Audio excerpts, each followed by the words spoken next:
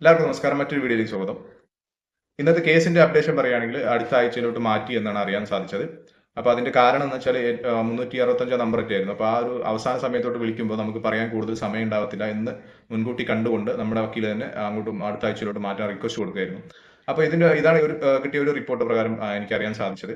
അപ്പോൾ ആകെ തുകയായിട്ട് എനിക്ക് ഈ കേസും ഈ കാര്യങ്ങളുമായിട്ട് ബന്ധപ്പെട്ട് പറയാനുള്ളത്, ടൈം എടുക്കും. സമയം കുറച്ച് എടുക്കാനുള്ള സാധ്യത വളരെ കൂടുതലാണ്.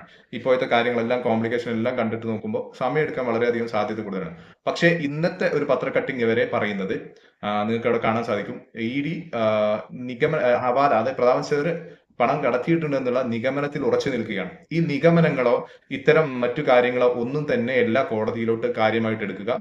തെളിവുകൾ കിട്ടാൻ വേണ്ടിയിട്ടാണ് ഈ അറസ്റ്റും റിമാൻഡും കാര്യങ്ങളെല്ലാം ചെയ്തിട്ടുള്ളത്. അപ്പൊ അതുമായി ബന്ധപ്പെട്ട് ഏത് അറ്റം വരെ അന്വേഷണങ്ങൾ പോകാൻ പറ്റുമോ ആ അറ്റം വരെ അന്വേഷണങ്ങൾ പോകണം. നിയമവ്യവസ്ഥയിൽ ഉള്ളിൽ നിന്നുകൊണ്ട് തന്നെ ഈ എല്ലാ സംഗതികളും കണ്ടെത്താൻ വേണ്ടിയിട്ട് ഈ ഡിപ്പാർട്ട്മെന്റുകളെല്ലാം തന്നെ ശ്രമിക്കണം എന്നാണ് നമുക്ക് പേഴ്സണലായിട്ട് പറയാനുള്ളത്. കാരണം ആര് തെറ്റ് ചെയ്ത് എന്നുള്ളത് കണ്ടെത്തേണ്ടത് ആ ഡിപ്പാർട്ട്മെന്റുകളുടെ ഉത്തരവാദിത്തമാണ്.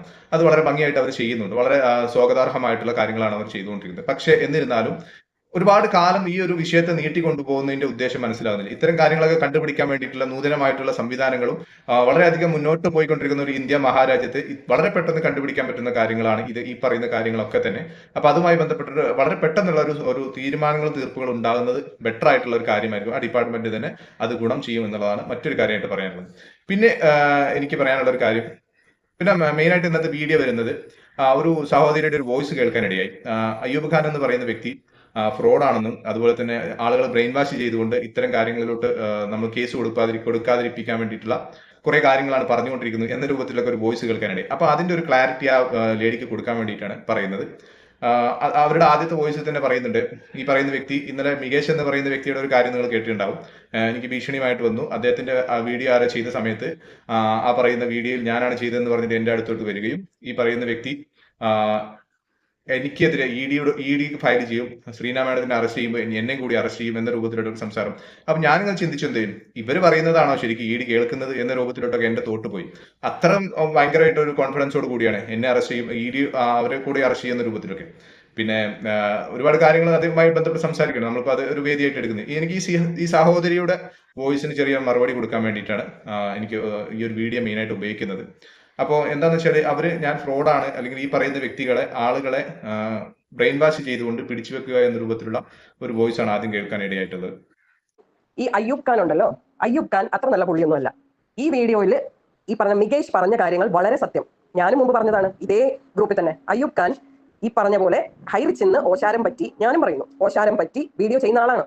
നമ്മളെ ഇവിടെയുള്ള ആൾക്കാരെ മണ്ടന്മാരാക്കി ഇങ്ങനെ കൊണ്ടു നടക്കാൻ വേണ്ടി അവരുടെ തലയിലേക്ക് അവരെ ബ്രെയിൻ വാഷ് ചെയ്ത് ഇങ്ങനെ എന്താ സെന്റിമെന്റ്സും കുറച്ച് കാര്യങ്ങളും കുറച്ച് ഇല്ലാത്ത കഥകളും ഒക്കെ പറഞ്ഞ് ഇവിടെയുള്ള ഹൈറിച്ചിലെ പാവങ്ങൾ ഇപ്പോഴിത് ശരിയാവും വരും എന്നൊക്കെ പ്രതീക്ഷിച്ചിരിക്കണം. എന്ത് ചെയ്യണമെന്ന് അറിയാത്ത കുറെ പഞ്ചപാവങ്ങൾ, അവരുടെ പണം പോയി മരുന്ന് വാങ്ങാൻ പണമില്ല, അവരുടെ ലോൺ അടയ്ക്കാൻ വഴിയില്ല, വീട് പണയപ്പെടുത്തി ഇതിൽ പണം ഇട്ടിട്ട് അതിന്റെ EMI അടയ്ക്കാൻ വഴിയില്ലാതെ കഷ്ടപ്പെട്ട് നിൽക്കുന്ന ആൾക്കാർ. സഹോദരിയോട് പറയാനുള്ളത്, ഹൈറിച്ചിന്റെ ഈ ഒരു പ്രതിസന്ധി ഘട്ട സമയത്ത് ആളുകളെല്ലാം തന്നെ പാനിക്കായി നിൽക്കുന്ന ഒരു അവസരത്തിൽ ഈ ഒരു യൂട്യൂബ് എന്ന ചാനൽ മാധ്യമത്തിലൂടെ ഇതിലോട്ട് വരികയും ഈ പറയുന്ന നുണപ്രചാരണങ്ങൾ നടത്തുന്ന ആളുകളെ തുറന്നു കാട്ടുകയും ചെയ്യാൻ വേണ്ടിയിട്ടുള്ള ഒരു തന്റേടം എടുത്ത വ്യക്തിത്വമാണ് ഈ പറയുന്ന അയ്യൂബ് ഖാൻ എന്ന് പറയുന്ന വ്യക്തി. അപ്പോ ഈ വ്യക്തി അന്ന് കാണിച്ച ധൈര്യം കൊണ്ട് തന്നെ ഒരുപാട് ആളുകൾക്ക് ആശ്വാസപരമായിട്ടുള്ള കുറെ കാര്യങ്ങൾ ഉണ്ടായിട്ടുണ്ട്. എന്താണ് അപ്ഡേഷനും കാര്യങ്ങളൊക്കെ കിട്ടാൻ വേണ്ടിയിട്ട് പല കോണുകളിൽ നിന്നും വിളിച്ച സമയത്തോട്ടൊക്കെ ഈ പറയുന്ന യൂട്യൂബ് ചാനലിലൂടെ അപ്ഡേഷനുകൾ കിട്ടുമ്പോൾ ഒരു ആശ്വാസകരമായിട്ടുള്ള ഒരു കൈപ്പിടുത്തം അല്ലെങ്കിൽ ഒരു ഉയർത്തെഴുന്നേൽപ്പ് കിട്ടിയിട്ടുണ്ടെന്ന് പല ആളുകളിൽ നിന്നും നമുക്ക് പേഴ്സണലി മെസ്സേജുകൾ വന്നിട്ടുണ്ടായിരുന്നു. പേഴ്സണലി അവരെല്ലാം തന്നെ ആ കാര്യത്തെ ഇഷ്ടപ്പെടുന്ന വ്യക്തികളാണ്. അപ്പോ സഹോദരിയുടെ പ്രശ്നം എന്താണെന്ന് മനസ്സിലാകുന്നില്ല. നമ്മൾ ഫ്രോഡ് ചെയ്യുന്നു എന്ന രൂപത്തിലോട്ടൊരു വാക്ക് പറയുന്നുണ്ടായിരുന്നു. അപ്പോൾ ഏത് തരത്തിലുള്ള ഫ്രോഡാണ് നമ്മൾ ചെയ്തിട്ടുള്ളത്, അല്ലെങ്കിൽ ഈ പറയുന്ന വ്യക്തി ചെയ്തതെന്ന് നിങ്ങൾ തെളിയിക്കേണ്ട ഉത്തരവാദിത്വം നിങ്ങൾക്കുണ്ട്. നിങ്ങളോട് പേഴ്സണലായിട്ട് ഞാനത് ചോദിച്ചിട്ടുണ്ട്. എന്താണ് അതിൽ നിങ്ങൾ പറഞ്ഞ കാര്യം സത്യസന്ധമാണോ എന്ന് ഞാൻ ചോദിക്കാൻ ഒരു ഇടയായിട്ടുണ്ട്. അപ്പോൾ ഹൈറിച്ചിൽ നിന്ന് അച്ചാരം വാങ്ങിയിട്ടാണ് ഈ പറയുന്ന വീഡിയോസും കാര്യങ്ങളൊക്കെ ചെയ്യുന്നുണ്ടെന്ന് പറഞ്ഞു. അല്ലെങ്കിൽ അതിൽ വേറൊരു വേർഡ് കൂടി പറയുന്നുണ്ട്, ഹൈറിച്ചിൽ നിന്ന് ഒരുപാട് പണം ഉണ്ടാക്കിയിട്ടുണ്ടെന്ന്. നമ്മൾ അവന്റെ കാര്യത്തിൽ നിൽക്കാനൊന്നും നമുക്ക് സൗകര്യപ്പെടില്ല. കാരണം ഹീസ് എ ഫ്രോഡ്. അവൻ കമ്പനീന്റെ കൂടെ ഒട്ടി നിന്ന് കമ്പനിക്ക് വേണ്ടി പൈസയും വാങ്ങി അവന്റെ പൈസ ഒക്കെ കിട്ടിക്കാണും. ഈ അയ്യൂബ് ഖാന്റെ പൈസ കിട്ടിയിട്ടുണ്ട്. ഇതുപോലെ വേറൊരു ഗ്രൂപ്പ് ഉണ്ട്, മുന്നോട്ടുള്ള നടപടികൾ എന്ന് പറഞ്ഞൊരു ഗ്രൂപ്പ് ഉണ്ട്, അജിത് ഷാജിയുടെ. അജിത് ഷാജിയും തുടക്കത്തിൽ നമ്മുടെ കൂടെ നിൽക്കുന്നു, നമുക്ക് വേണ്ടി കേസിന്റെ കാര്യങ്ങൾ പറഞ്ഞു തരുന്നു, ഇതൊക്കെ ചെയ്ത ആളാണ്. എന്നിട്ട് അവസാനം ഇപ്പൊ വന്ന് അവനും കമ്പനിയുടെ ആളാണ്. അവൻ അപ്പൊ ഞാൻ എന്റെ ഐ ഡി ഓപ്പൺ ചെയ്തുകൊണ്ട് ഞാൻ ഐറിച്ചിൽ എത്ര ഡിജിറ്റൽ ഐ ഡി എടുത്തിട്ടുണ്ട്, എനിക്ക് ഐറിച്ച് ഈ ഒരു കണ്ടീഷനിൽ എത്ര തരാനുണ്ട് എന്ന രൂപത്തിലുള്ള, ഞാൻ കൂടുതൽ ഏൺ ചെയ്തിട്ടുണ്ടോ എന്ന രൂപത്തിലുള്ള എന്റെ ഐ ഡി ഓപ്പൺ ചെയ്തിട്ട് ഞാൻ നിങ്ങളുടെ മുന്നിൽ കാണിക്കാൻ ആഗ്രഹിക്കുകയാണ്. നിങ്ങൾക്ക് അവിടെ കാണാൻ പറ്റും 8,70,000 സംതിങ് ഉറുപ്പിക എനിക്ക് കിട്ടാനുണ്ടെന്ന് വെച്ച് കഴിഞ്ഞാൽ ഞാൻ എന്റേതായിട്ടുള്ള എന്റെ വീട്ടിലെ കാര്യങ്ങളും കുറച്ച് പണം സോഴ്സുകൾ കണ്ടെത്തിയിട്ട് ഈ ഐറിച്ച് എന്ന പ്രസ്ഥാനത്തിലോട്ട് ഡിജിറ്റൽ ഐ ഡി എടുത്ത വ്യക്തിയാണ്. അതുമായി ബന്ധപ്പെട്ടിട്ട് എന്റെ ബാധ്യതകൾ ഇന്നും നിലനിൽക്കുന്നുണ്ട്. അത് കവർ ചെയ്യാൻ തന്നെ വളരെയധികം ബുദ്ധിമുട്ട് നിൽക്കുന്ന ഒരു സിറ്റുവേഷൻ ആണ് ഈ നിൽക്കുന്ന ഒരു സാഹചര്യം എന്ന് പറയുന്നത്. പല മേഖലയിലോട്ടും നമ്മൾ പേഴ്സണലി പോയിട്ടുണ്ട്. ഇപ്പോൾ ഒരു പേഴ്സണലായിട്ട് ഒരു കമ്പനി ചൂസ് ചെയ്തുകൊണ്ട് മുന്നോട്ട് പോകുന്നുണ്ട്. സാമ്പത്തികമായിട്ടുള്ള പ്രതിസന്ധി തരണം ചെയ്യണമെങ്കിൽ പണം വേണം. ഈ പണം നമ്മൾ കണ്ടെത്തുക തന്നെ വേണം. ഐറിച്ച് ഡെഫിനറ്റ്ലി തിരിച്ചു വരും. ഈ ഐറിച്ചിന്റെ തിരിച്ചുവരവ് നമ്മൾ കാത്തിരിക്കുന്ന സമയത്ത് നമ്മുടെ കടബാധ്യതകളും നമ്മുടെ EMI ലോണുകളും എല്ലാം തന്നെ അടഞ്ഞു പോകണമെങ്കിൽ പേഴ്സണലി നമ്മളെല്ലാവരും വരുമാന മാർഗങ്ങൾ കണ്ടെത്തുന്ന ചില മാർഗങ്ങൾ കണ്ടെത്തേണ്ട ഒരു സാഹചര്യമാണ് ഇപ്പോൾ. അപ്പൊ അതിലോട്ട് പോകുന്നവർക്ക് നിങ്ങൾക്ക് ധൈര്യമായിട്ട് പോയിട്ട് നിങ്ങളുടെ കൊച്ചു കടങ്ങൾ വീട്ടാനും ഈ പറയുന്ന EMI അടക്കാനുള്ള സാഹചര്യങ്ങൾ കണ്ടെത്തണമെന്നാണ് എന്റെ ഒരു പേഴ്സണൽ അഡ്വൈസ് എന്ന് പറയുന്നത്. ഐറിച്ചിന്റെ തിരിച്ചുവരവ് കാത്തിരിക്കുന്ന എല്ലാ ജനങ്ങളോടും എനിക്ക് പറയാനുള്ള കാര്യം ഇതാണ്. ഈ പറയുന്ന കാര്യത്തിൽ ഐറിച്ച് തിരിച്ചു വരില്ല എന്നൊരു അർത്ഥം നിങ്ങൾ ആരും കാണണ്ട. അതുപോലെ തന്നെ ഈ പറയുന്ന സഹോദരി മറ്റൊരാൾക്ക് മെസ്സേജ് അയച്ചൊരു മെസ്സേജ് എനിക്ക് കാണാനിടയായി. അവർ ഈ മെറ്റാബോസ് എന്ന് പറയുന്ന കമ്പനി ചെയ്യുന്നുണ്ട്. അപ്പൊ അതിലോട്ട് ഭയങ്കരമായിട്ട് ഹൈപ്പ് കൊടുത്തുകൊണ്ട് ഈ മെറ്റാബോസ് പോലത്തെ കമ്പനിയിലോട്ട് ഇൻവെസ്റ്റ് ചെയ്യുന്ന ആളുകൾക്ക് അവർക്കറിയാം ഇതൊരു ഡീസെൻട്രലൈസ്ഡ് സിസ്റ്റം ആയതുകൊണ്ട് തന്നെ ആർക്കും തന്നെ മോണിറ്ററൈസ് ചെയ്യാൻ പറ്റാത്തൊരു സാഹചര്യമാണ്. അതിലോട്ട് കൂടുതൽ പേര് ജോയിൻ ആവുന്നു. ഒരുപാട് പേര് പണം നഷ്ടപ്പെട്ടതായിട്ട് പരാതി കിട്ടിയിട്ടുണ്ട്. പക്ഷെ അതൊന്നും ലോക്ക് ചെയ്യാനോ അതൊന്നും പിടിക്കാനോ ഈ പറയുന്ന സംവിധാനം നമ്മുടെ നാട്ടിലെ സംവിധാനങ്ങൾ കഴിയൂല എന്നുള്ളത് അവർക്ക് എല്ലാവർക്കും അറിയാം. അപ്പൊ തട്ടിപ്പ് ആ രൂപത്തിൽ നല്ലപോലെ നടന്നു പോകുന്നുണ്ട്. അപ്പൊ അതിന്റെ ചുക്കാൻ പിടിക്കുന്ന ഒരു വ്യക്തിത്വമാണ് ഈ പറയുന്ന സഹോദരി എന്നത്. എന്നിട്ടാണ് നമുക്കെതിരെ എന്ത് ചെയ്യുന്നത്, ഫ്രോഡാണെന്ന് പറയുന്നത്. പിന്നെ ഒരു കാര്യം ഉന്നയിക്കുന്നവർ പറയുന്ന കാര്യം കേസ് കൊടുപ്പിക്കരുതെന്ന് പറയുന്നു. നിങ്ങൾ തന്നെ പറയുന്നുണ്ട് നിങ്ങൾ പറയുന്ന ഒരു വോയിസ് ഞാൻ കേൾപ്പിച്ചു തരാം. അവരൊക്കെ കേസ് കൊടുക്കണം എന്ന് അവർക്ക് ആഗ്രഹമില്ല. പരാതി കൊടുത്ത് കേസാക്കണം എന്ന് ആർക്കും ആഗ്രഹമില്ല. കാരണം എല്ലാവർക്കും അറിയാം കേസൊക്കെ പോയി കഴിഞ്ഞാൽ സമയം പിടിക്കും എന്നുള്ളത് എല്ലാവർക്കും അറിയുന്നുണ്ട്. അവർക്കൊക്കെ എത്രയും പെട്ടെന്ന് ഇതൊന്ന് ശരിയാവാൻ എന്തെങ്കിലും മാർഗം ഉണ്ടെങ്കിൽ ശരിയാവട്ടെ എന്ന് വിചാരിക്കാൻ അവർ, അല്ലാതെ അവർ കംപ്ലീറ്റ്ലി മണ്ടന്മാരായതുകൊണ്ടല്ല. എല്ലാവർക്കും അറിയാം ഒരു കേസിന് പോയി കഴിഞ്ഞാലുള്ള നൂലാമാലകളും സമയം പിടിക്കും, നൂലാമാലയെക്കാളും സമയം പിടിക്കും എന്നുള്ളത്. അപ്പൊ ഇത്രയും പെട്ടെന്ന് ഒരു ഈസി ആയിട്ട് ഈ പറഞ്ഞ അയ്യൂബ് ഖാൻ പറഞ്ഞത് ഇപ്പൊ കമ്പനി വരും, ഇപ്പൊ വരും, നമുക്ക് പൈസ കിട്ടും, നമ്മളെ വെറുതെ ശത്രുക്കൾ ആക്രമിക്കുകയാണ്, അവർക്ക് നമ്മളോട് ദേഷ്യം, ഇവർക്ക് നമ്മളോട് ദേഷ്യം, അവർ നമ്മളെ പ്രതികാര ബുദ്ധിയോട് ആക്രമിക്കുന്നു എന്നൊക്കെ പറയുമ്പോൾ ഇവരെല്ലാവരും ബ്രെയിൻ വാഷ്ഡ് ആവാണ്. പിന്നെ സ്വയം തന്നെ അവരുടെ മനസ്സും ബുദ്ധിയും തന്നെ അത് അംഗീകരിക്കുകയാണ്. കാരണം ശരി അത് വരും. കാരണം അവർക്കും സുഖസോണിൽ ഇരിക്കാനാണ് താല്പര്യം. ഈ കഷ്ടപ്പെട്ടൊന്ന് പരാതി കൊടുക്കാൻ പോകാൻ മടി. അവിടെ പോയി പരാതി കൊടുത്തു കഴിഞ്ഞിട്ട് ഇനിയിപ്പോൾ എന്തെങ്കിലും നടക്കൂലേ? കാരണം നിങ്ങൾ ഓരോ വീഡിയോയിലും വന്ന് ഇവരെ കൺഫ്യൂസ് ആക്കുന്നു. ഇവരുടെ തലയിലേക്ക് നിങ്ങൾ അനാവശ്യമായിട്ട് പേടി വളർത്തുന്നു, കൺഫ്യൂഷൻസ് ഉണ്ടാക്കുന്നു. അപ്പൊ അവർക്കും ആകെ ഒരു കൺഫ്യൂഷൻ ആവും. ഇതിനിപ്പം ഈ അയ്യൂബ് ഖാൻ പറഞ്ഞ പോലെ ആണോ, നമ്മൾ പോയി കഴിഞ്ഞാൽ കേസിനൊക്കെ പോയി കഴിഞ്ഞാൽ പ്രശ്നമാണോ, ഇത് കിട്ടുമോ കിട്ടില്ലേ, അതിലും നല്ലത് കമ്പനി തിരിച്ചു വരുമോ? അതും അപ്പൊ നിങ്ങൾ തന്നെ പറയുന്നു കേസ് കൊടുത്തു കഴിഞ്ഞാൽ സമയമെടുക്കും, ഒരുപാട് കാലം നീണ്ടുപോകും, ഈ കാര്യത്തിലോട്ട് ഒരുപാട് സമയം എടുക്കും എന്നൊക്കെ നിങ്ങൾ പറയുന്നുണ്ട്. എല്ലാവർക്കും അറിയാം കേസൊക്കെ പോയി കഴിഞ്ഞാൽ സമയം പിടിക്കും എന്നുള്ളത് എല്ലാവർക്കും അറിയുന്നുണ്ട്. അവർക്കൊക്കെ എത്രയും പെട്ടെന്ന് ഇതൊന്ന് ശരിയാവാൻ എന്തെങ്കിലും മാർഗം ഉണ്ടെങ്കിൽ ശരിയാവട്ടെ എന്ന് വിചാരിക്കാൻ അവർ, അല്ലാതെ അവർ കംപ്ലീറ്റ്ലി മണ്ടന്മാരായതുകൊണ്ടല്ല.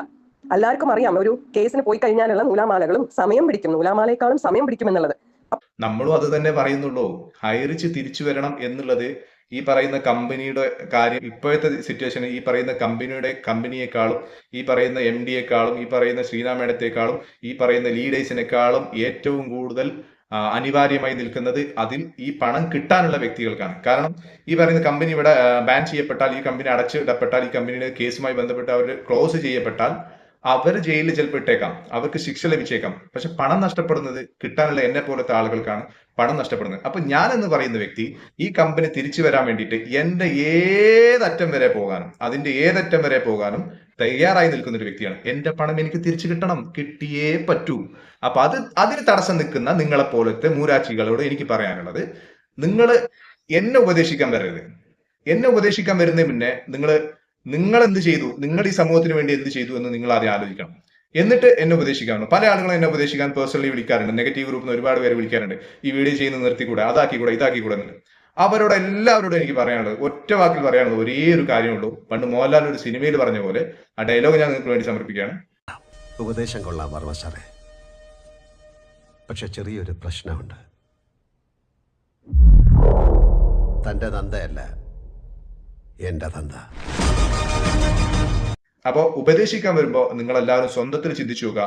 ഈ ജനങ്ങൾക്ക് വേണ്ടി എന്തെങ്കിലും ഒരു നന്മ ചെയ്തിട്ടുണ്ടോ? ഈ ഇത്രയും ആളുകൾ ഒരു നല്ലൊരു കാര്യം നിങ്ങളെ കുറിച്ച് പറയുന്നുണ്ടോ എന്ന് ചിന്തിക്കുക. ഒരുപാട് പേര് നമ്മളെ സ്നേഹിക്കുന്ന ആളുകളുണ്ട്, നമുക്ക് നമ്മളോട് ഇഷ്ടം കാണിക്കുന്ന ആളുകളുണ്ട്, നമ്മളുമായിട്ട് കണക്ട് ചെയ്തുകൊണ്ട് ഒരു സമാധാനം കിട്ടുന്ന ആളുകളുണ്ട്. ഒരുപാട് വയസ്സായ ആളുകൾ എന്നെ വിളിക്കാറുണ്ട്, ഭയങ്കരമായിട്ട് മോനെ നല്ലൊരു ആശ്വാസം കിട്ടുന്നുണ്ട് എന്ന രൂപത്തിൽ ഒരുപാട് നല്ല രൂപത്തിലുള്ള സ്നേഹ ഉപദേശങ്ങൾ നമുക്ക് തരാറുണ്ട്. അപ്പൊ ഇതൊക്കെ ഈ ജീവിതത്തിന്റെ ഈ ഒരു പ്രതിസന്ധി സമയത്ത് പ്രതിഭയായത് കൊണ്ട് എനിക്ക് കിട്ടിയ ഉപകാരങ്ങളാണ്. പ്ലസ് എന്റെ പണം തിരിച്ചു കിട്ടിയേ പറ്റൂ, അതിന് എനിക്ക് ഹൈറിച്ച് തിരിച്ചു വന്നേ പറ്റൂ. അത് തിരിച്ചു കൊണ്ടുവരാൻ വേണ്ടിയിട്ടുള്ള എല്ലാ നിയമപരമായിട്ടുള്ള മാർഗങ്ങളും നമ്മൾ സ്വീകരിക്കും.